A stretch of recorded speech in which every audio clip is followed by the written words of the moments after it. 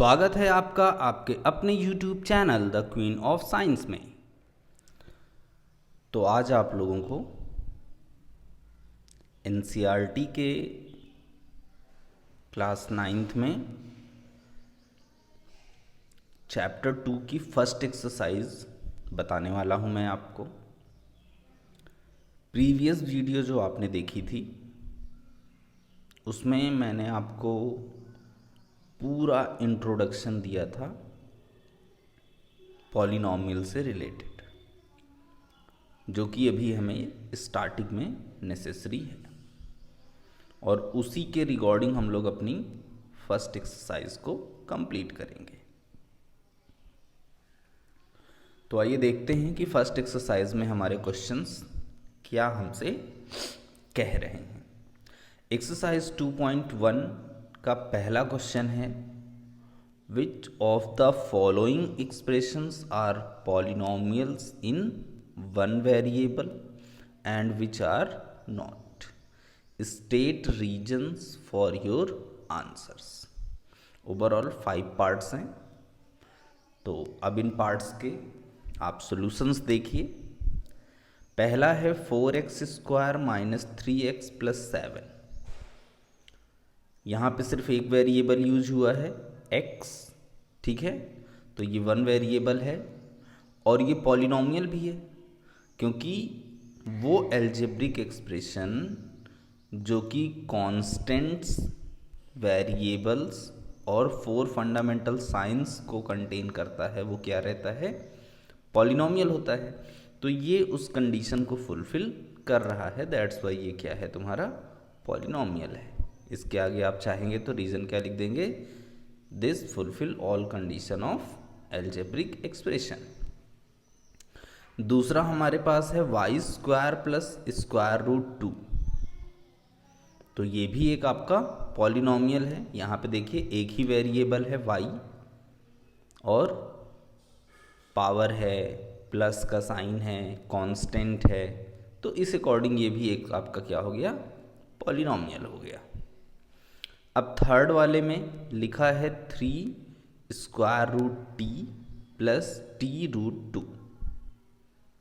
ये हमारा पॉलिनॉमियल नहीं है। क्यों नहीं है? क्योंकि यहाँ पे जो वेरिएबल है t है, और यहाँ पे ये वेरिएबल t तो सही है, लेकिन यहाँ पे ये जो वेरिएबल t है ये स्क्वायर रूट के अंदर है, और स्क्वायर रूट के अंदर होने की वजह से इसकी जो पावर होगी वो 1/2 हो जाएगी। √t को आप लिख सकते हैं t की पावर 1/2, और वेरिएबल की पावर हमारी ना तो निगेटिव होनी चाहिए और ना ही, बोलिए, ना ही कैसी होनी चाहिए, वेरिएबल की पावर 1/2 मतलब p/q के फॉर्म की। तो इसलिए ये आपका पॉलिनॉमियल नहीं है। फोर्थ वाला है y प्लस 2/y, जो कि हो जाएगा y प्लस 2, और ये जो अपॉन वाला y है, डिवाइड में ये जो y है, यहाँ पे इस y की पावर कितनी है, 1।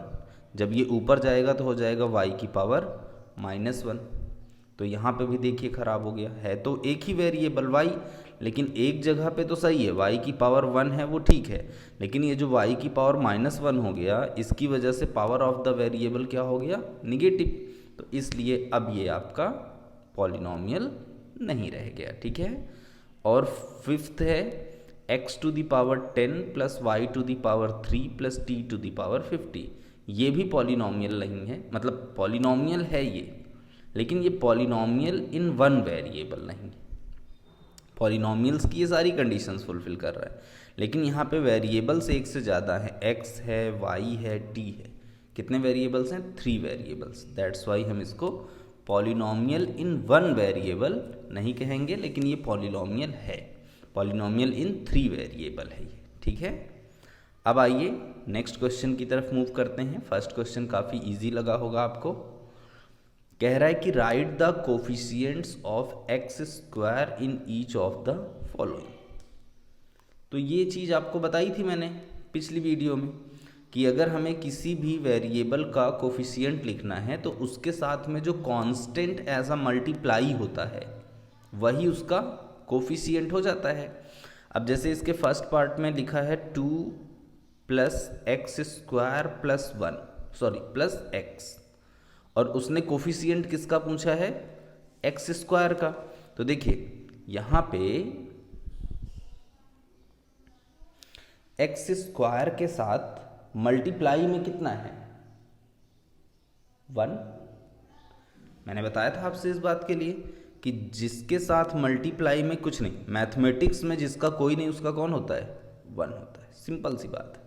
तो यहाँ पे एक्स स्क्वायर के साथ क्योंकि मल्टीप्लाई में कुछ भी नहीं है तो इसका मतलब यहाँ पे कितना होगा, 1 होगा, और आगे साइन कौन सा है, प्लस का, तो इसका मतलब वो +1 हुआ। तो इस पॉलिनॉमियल एक्सप्रेशन में एक्स स्क्वायर का कोफिशिएंट क्या हो जाएगा, 1, एज वेल एज यहाँ पे 2 minus x square plus x cube, तो यहाँ पे एक्स स्क्वायर का कोफिशिएंट हो जाएगा 1, लेकिन माइनस का साइन है इसलिए हम कितना कहेंगे, -1। थर्ड वाला π/2 एक्स स्क्वायर प्लस एक्स, यहाँ पे एक्स स्क्वायर के साथ मल्टीप्लाई में कितना है, π/2, तो इसका हो जाएगा π/2 कोफिशिएंट, ठीक है। और फोर्थ वाले में √2x - 1, यहाँ पे तो एक्स स्क्वायर का टर्म ही नहीं दिखाई दे रहा है, उसने कोफिशिएंट किसका पूछा है, एक्स स्क्वायर का, लेकिन यहाँ पे तो एक्स स्क्वायर का टर्म ही नहीं है। तो जहाँ पे एक्स स्क्वायर का टर्म नहीं है, अगर आप चाहो तो वहाँ पे इस तरीके से ये पूरा लिखा है, इसी में आप क्या कर दो, लिख दो +0 × एक्स स्क्वायर। तो इससे क्या हुआ कि एक्स स्क्वायर का टर्म आ तो गया लेकिन उसकी कोई वैल्यू नहीं रहेगी क्योंकि वो 0 से मल्टीप्लाइड है, तो इसलिए ये भी तुम्हारे पास पॉलिनॉमियल नहीं हुआ। मतलब यहाँ पे पॉलिनॉमियल तो ये है बट यहाँ पे coefficient of the x square वो कितना हो गया, 0 हो गया, ठीक है। तो ये हो गया आपका क्वेश्चन नंबर 2। अब हम लोग आगे के क्वेश्चन की तरफ मूव करते हैं, क्वेश्चन नंबर 3 की तरफ। एक बार आप क्वेश्चन को पढ़ लीजिए पूरा।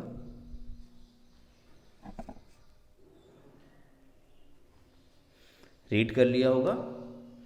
कह रहा है कि give 1 example each of a binomial of degree 35 end of a monomial of degree 100। Binomial आपको याद होगा, जिसमें 2 टर्म होते हैं वो बाइनोमियल होता है, और मोनोमियल का मतलब जिसमें 1 टर्म होता है वो मोनोमियल होता है। तो यहाँ पे हम बाइनोमियल अगर लिखेंगे, इवन डिग्री 35 भी उसने कहा है। डिग्री 35 का मतलब सबसे बड़ी पावर, मैक्सिमम पावर कितनी होनी चाहिए, 35। तो हमें यहाँ पे 2 बातों का एक साथ ध्यान रखना है। बाइनोमियल का मतलब 2 टर्म्स होने चाहिए, डिग्री 35 का मतलब पावर्स को हम ऐसा सेट करेंगे कि सबसे बड़ी पावर कितनी रहे, 35 रहे। तो हमने यहाँ पे लिखा x⁵ + 6, ठीक। अब इस पूरे एक्सप्रेशन में सबसे बड़ी पावर 35 है तो डिग्री 35 हो गया। और बाइनोमियल 2 टर्म्स, देखिए एक टर्म ये है x⁵ + 6। मैंने बताया था आपको कि प्लस माइनस के आने से हम टर्म्स को काउंट करते हैं। 1 प्लस आ गया तो मतलब कम से कम 2 टर्म, 2 प्लस आ गया तो 3 टर्म्स। ऐसे ही जितने भी टाइम्स प्लस माइनस आता है टर्म्स हमेशा उससे एक ज़्यादा रहते हैं। मोनोमियल्स में सिर्फ कितने टर्म्स होते हैं, ओनली 1 टर्म। और उसने ये भी बोला है कि डिग्री 100, तो आप सिर्फ एक टर्म लिखिए और उस पर पावर कितनी लगा दीजिए, 100 लगा दीजिए। डिग्री 100 का मतलब सबसे बड़ी पावर कितनी होनी चाहिए, 100। तो हमने यहाँ पे लिख दिया x⁴100। अब इस क्वेश्चन का अगर आप अपनी बुक में बैक साइड जा कर के आंसर मैच कराएंगे तो कोई कंपलसरी नहीं है कि आंसर मैच जो मैंने करके दिया है वही हो जाए, लेकिन सही है ये भी, और जो आपकी बुक में आंसर मिलेगा वो भी, ठीक है। अब आइए इसमें का नेक्स्ट क्वेश्चन इसी एक्सरसाइज का। कह रहा है कि right the degree of each of the following polynomials. तो डिग्री लिखना बहुत ईजी काम है, बताया था मैंने आपसे कि जो सबसे हाईएस्ट पावर होगी दैट इज द डिग्री। तो पहला क्वेश्चन यहाँ पे है 5x³ + 4x² + 7x। तो यहाँ पे सबसे बड़ी पावर कितनी है, 3। x³ है, x² है और x की पावर 1, तो ये 3, ये 2, ये 1, तो सबसे बड़ी पावर कितनी, 3। तो इस पॉलिनोमियल की डिग्री हो गई 3। नेक्स्ट है 4 - y²। तो तो यहाँ पे सबसे बड़ी पावर 2 है तो डिग्री 2। नेक्स्ट है 5t माइनस रूट 7। यहाँ पे वेरिएबल कौन सा है, t, और t की पावर कितनी है 1, और इससे बड़ी पावर कोई है नहीं, तो यहाँ पे डिग्री 1। और सबसे लास्ट में दिया हुआ है 3। 3 कैसा पॉलिनॉमियल है, याद है कि आपको जो 0 था मैंने उसके लिए कहा था कि 0 को हम 0 पॉलिनॉमियल कहते हैं, और 3 को 3 है, 5 है, 10 है, 100 है, जितने भी मतलब कांस्टेंट हैं उनको हम कांस्टेंट पॉलिनॉमियल कहते हैं। और कांस्टेंट पॉलिनॉमियल की डिग्री हमेशा कितनी होती है, 0 होती है। ठीक है, अब आप आइए क्वेश्चन नंबर 5 पे। इस एक्सरसाइज का ये लास्ट क्वेश्चन है। ठीक है, तो कह रहा है कि classify the following as linear, quadratic and cubic polynomials. Linear के लिए क्या था, मैक्सिमम पावर 1 तो लीनियर। क्वाड्रेटिक के लिए क्या था, मैक्सिमम पावर 2 तो क्वाड्रेटिक। और क्यूबिक के लिए क्या था, मैक्सिमम पावर 3। याद आ गया होगा, है ना, पिछली वीडियो में बताया था। पहला है एक्स स्क्वायर प्लस एक्स, तो यहाँ पे मैक्सिमम पावर 2 है तो इसलिए ये क्वाड्रेटिक हो गया। दूसरा है एक्स माइनस एक्स क्यूब, तो यहाँ पे मैक्सिमम पावर 3 है तो ये क्यूबिक हो गया। Y plus Y square plus 4, third वाला, यहाँ पे मैक्सिमम पावर 2 है तो ये हो गया क्वाड्रेटिक। और फोर्थ है 1 प्लस एक्स, यहाँ पे इस x की पावर कितनी होगी 1, तो मैक्सिमम पावर 1 है तो ये कैसा हो गया, लीनियर। फिर नेक्स्ट है 3t, t की भी पावर कितनी है 1, तो मैक्सिमम पावर 1 तो ये भी लीनियर। r स्क्वायर, यहाँ पे सबसे बड़ी पावर कितनी दिख रही है 2, तो ये हो गया क्वाड्रेटिक। 7x क्यूब, यहाँ पे सबसे बड़ी पावर कितनी है 3, तो ये हो गया आपका क्यूबिक। तो इस अकॉर्डिंग जो इंट्रोडक्शन वीडियो थी उसमें हमने जितने भी कॉन्सेप्ट्स को पढ़ा था उस कॉन्सेप्ट के थ्रू हमने इस एक्सरसाइज को कंप्लीट किया, और इस एक्सरसाइज को समझने में आपको कोई बहुत बड़ी प्रॉब्लम नहीं हुई होगी।